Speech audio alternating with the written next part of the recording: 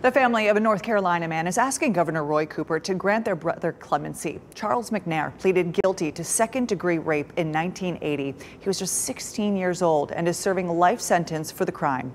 He has consistently been denied parole. But as WRAL's Shelley Jackson tells us, his family says he's innocent and that racism played a role in his sentence. Charles McNeair was arrested in a home on the street in 1979. A white woman had accused him of rape, and he pled guilty, thinking he could get the death penalty if the case went to trial. He was 16.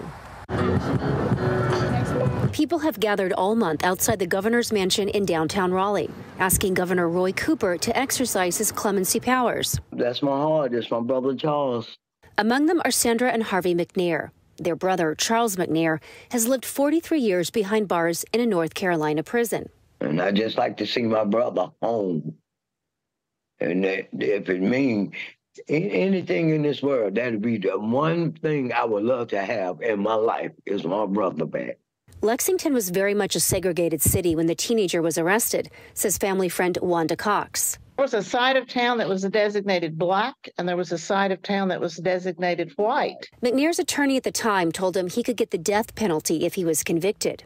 He was concerned, obviously, about potentially facing a death sentence for a crime he didn't commit, and entered that plea. McNear's current attorney, Jamie Lau, says there is no police file on the case. There was a real likelihood that he had been incarcerated for well over 40 years for a crime he didn't commit. Harvey knows his brother is innocent.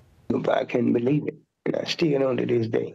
Charles was one of 7 siblings. 3 have died. It was heartbroken. My mama definitely was heartbroken.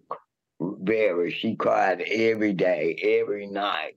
Get home from work, get ready to cook, she crying. The Lexington City Council has passed a resolution supporting clemency for Charles, saying he possesses the good character and support to successfully re-enter the community. They also say they recognize concerns of racism in McNeair's case, and yet he has repeatedly been denied parole. I believe Charles's case is one that, when you objectively look at it, you can't possibly look at it and believe it's not one that warrants a commutation. McNear's siblings have just one thing to ask Governor Cooper. Can you please sign the paper, sir, and let my brother out?